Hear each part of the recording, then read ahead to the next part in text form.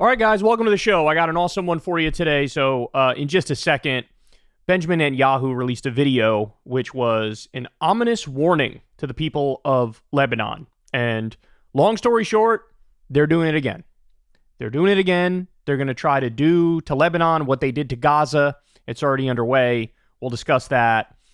Then we'll get to a bombshell story about how the conversations behind the scenes right now between the Biden administration and Israel are absolutely psychotic, and the U.S. is plotting and considering jumping in on war with Iran.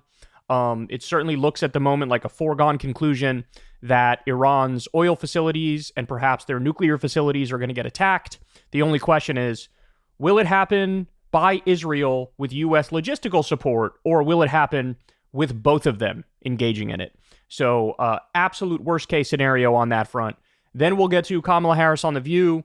There's a very good part of it. There's also a very bad part of it. We'll also get to Elon and Tucker making fools of themselves. We'll talk about the Category 5 hurricane that's barreling towards Florida right now as we speak. And Jon Stewart ruthlessly goes after Elon and Trump. So lot to dive into. Everybody do me a big favor. Please subscribe to the channel. You know the drill. It's below. Thank you to everybody who supports this channel on Patreon. It means the world. Wouldn't be able to do it without you guys. Not everybody in the independent media space takes money from billionaires or advertisers or, foreign governments, like that indictment that dropped the other week. So we're relying on you guys. You guys and the default ads on YouTube. So thanks again, guys. I really appreciate all the support. All right.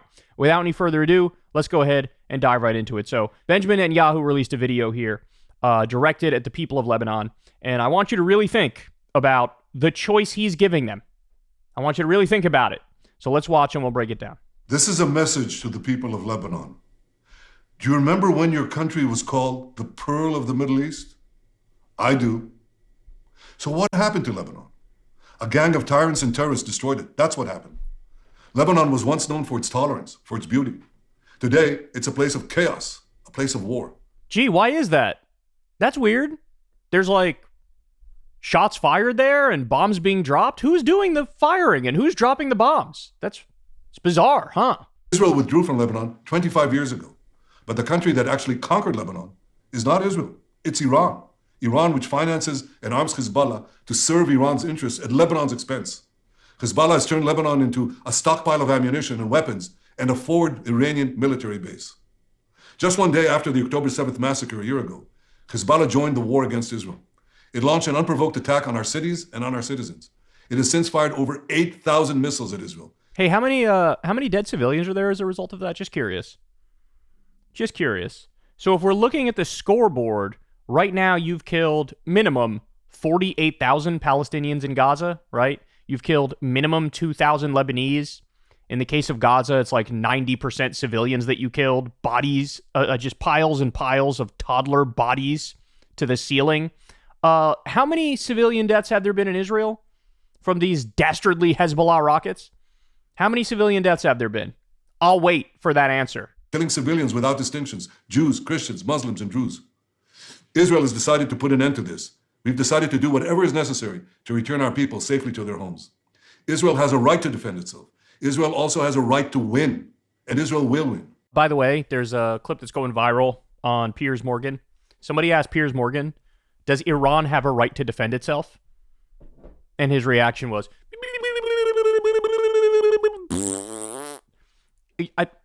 ask any of these soulless cretins, do Palestinians have a right to defend themselves? Does Lebanon have a right to defend itself? Does Iran have a right to defend itself? Does Syria have a right to defend itself? A lot of these countries that Israel has waged offensive attacks against, right? Israel just bombed Beirut not that long ago. Israel just bombed Tehran not that long ago. They took out the top Hamas official of the political wing who was engaged in negotiations. So by everybody's logic, by everybody's reasonable standard, Iran has a right to defend themselves. Lebanon has a right to defend themselves. But no, that selectively only applies to U.S. allies, right? And so it's amazing they still use these brain-dead talking points. It's astonishing. We've degraded Hezbollah's capabilities. We took out thousands of terrorists, including Nasrallah himself, and Nasrallah's replacement, and the replacement of his replacement. Today, Hezbollah is weaker than it's been for many, many years. Now you, the Lebanese people, you stand at a significant crossroads. It is your choice. You can now take back your country. You can return it to a path of peace and prosperity. If you don't, Hezbollah will continue to try to fight Israel from densely populated areas at your expense. It doesn't care if Lebanon is dragged into a wider war. Christians, Druze, Muslims, Sunnis, and Shiites, all of you are suffering because of Hezbollah's futile war against Israel.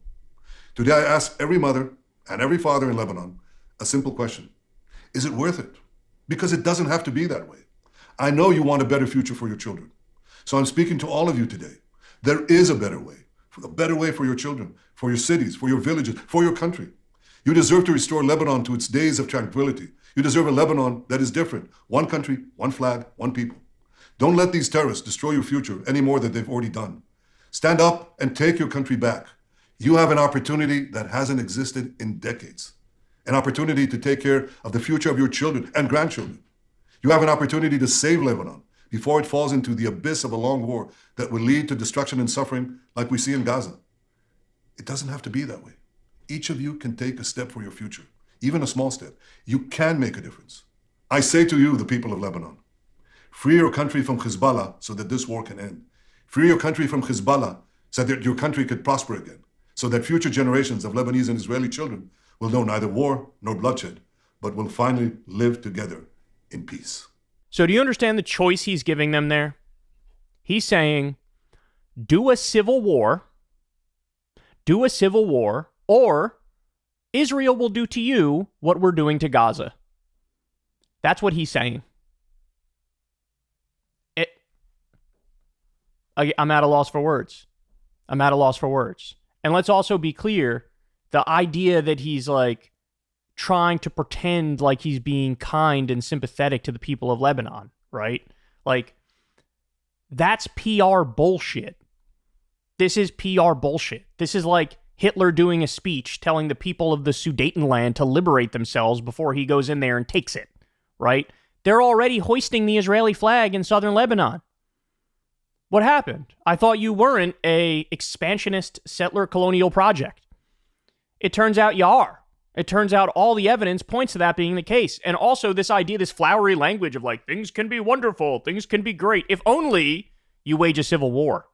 And if you don't, we'll do to you what we did to Gaza. So basically it's like, pick your poison. You want death and destruction by civil war, or you want death and destruction because Israel guns you up like sitting ducks? Take your pick. And then, by the way, after that, everything will be wonderful. Everything will be flowery. Everything will be lovely. It reminds me of a little something. It reminds me of this clip. Mr. Bloodthirsty neocon warmonger, who's also absolutely wrong about everything. Remember this clip? If you take out Saddam's regime, I guarantee you that it will have enormous positive reverberations on the region. And I think that people sitting right next door in Iran, young people, and many others will say, the time of such regimes, of such despots, is gone. There is a new age. Something new is happening. And that is speculation on your part, or you have some evidence to that effect? I was asked the same question in 1986. I had written a book in which I had said that the way to deal with terrorist regimes, well, with terror, was to deal with the terrorist regimes. And the way to deal with the terrorist regimes, among other things, was to apply military force against them. The way we did in Afghanistan. The way, for example, I want to answer your question. Well, I guess I'm running out of time, so I quickly was trying to get there. We've done, I think, what you proposed in Afghanistan, yet I haven't seen that sort of neighborhood effect. Well, I think there's been an enormous effect. The effect was, we were told that there would be a contrary effect. First of all, people said that there would be tens of thousands of people streaming into Afghanistan, zealots who would be outraged by America's action, and this would produce a counter-reaction in the Arab world. But I think you're not saying that when you take an action like we did in Afghanistan, we're going to see all the other countries just fold. No, what we saw is something else. First of all, we saw everybody streaming out of Afghanistan. The second thing we saw is all the Arab countries and many Muslim countries trying to side with America, trying to be okay with America. The application of power is the most important thing in winning the war on terrorism. If I had to say, what are the three principles of winning the war on terror? It's like, what are the three principles of real estate, the three L's, location, location, location? The three principles of winning the war on terror are the three W's, winning, winning, and winning. The more victories you amass, the easier the next victory becomes. The first victory in Afghanistan makes the second victory in Iraq that much easier. The second victory in Iraq will make the third victory that much easier too, but it may change the nature of achieving that victory. It may be possible to have implosions taking place. I don't guarantee it, Mr. Turney, but I think it makes it more likely. He says about the third victory. I wonder who he was referring to there, by the way. He said the first victory in Afghanistan will make the second victory in Iraq much easier, and then the second victory in Iraq will make the third victory easier. Who's the third victory? What's that other country that you wanted to attack forever? Oh, that's right, it's Iran. It's Iran, but you held yourself back there because you didn't want to give the game away. Project for a New American Century. The neocon playbook, right? Wrong about everything. Oh, we were told it would break the region and lead to a rise in extremism. And yep, that's exactly what happened with the rise of ISIS. Oops. Unbelievable, man. Unbelievable. This guy has got to go. Israel Finance Minister Smotrich says the war will not end until Israel topples the Iranian government and ends its nuclear program. What happened? A year ago, as this person says, the goal was we got to end Hamas. Then it went from let's end Hamas to let's end Hamas and end Hezbollah. And now it's end Hamas, end Hezbollah, and do regime change in Iran? And you think that's going to go cleanly? You think that's not going to leave a wake of millions of people who are dead and injured and displaced? Or do you not care about those dead and injured and displaced people because they're Muslims? You don't care. We know the answer. You don't have to answer it. We know the answer. So at the same time, guys, he's giving this ominous, dark, cryptic speech to the people of Lebanon, saying, kill yourselves via civil war or we'll kill you ourselves. We get this, drop site news. Israel's ethnic cleansing campaign in North Gaza now in overdrive. Israeli forces are emptying northern Gaza of its 430,000 residents. Dozens of bodies line the streets of Jabalia refugee camp amid intense ground operations involving heavy bombardment and an ongoing siege. Now, 3 hospitals have been ordered to evacuate. All of this aligns with the so-called General's Plan aimed at fully displacing all of northern Gaza's citizens. Here's a thread with all the details. I'm going to give you a warning right now because the second I scroll down, you're going to see absolute carnage, and it's carnage involving children. Here's your warning. Here we go. This is what Israel's doing. This is what Israel's doing. You have a reporter on the ground here in North Gaza. He says, Israeli occupation forces bombed the only remaining bakery serving the population in northern Gaza. The bakery is currently burning and out of service. This is being done intentionally to eradicate any semblance of life in northern Gaza.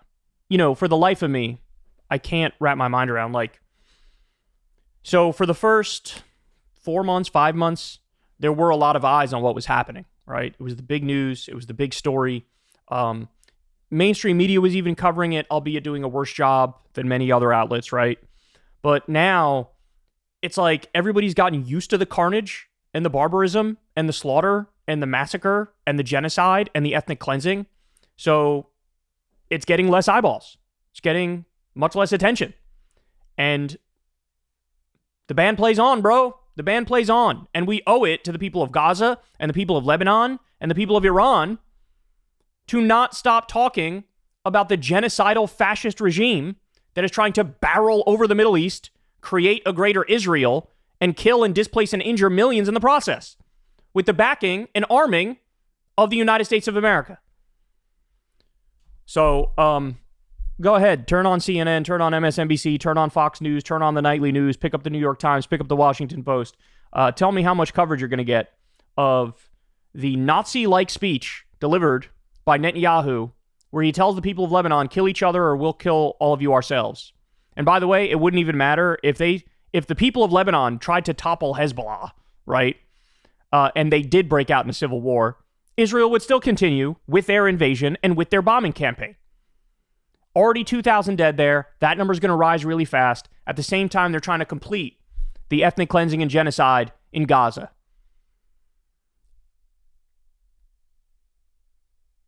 And the United States, don't get it twisted, man. There's a lot of stories now coming out where it's like, Biden was really pissed at Benjamin Netanyahu. And he called him, he said he's an effing liar. And there's like a whole bunch of quotes that just came out from a Bob Woodward book about this. And there's one part where he's like, what the fuck, Bibi? And another part where he's like, you're a fucking liar. Another part where he tells him, you know you're being viewed as a rogue state now around the world, right?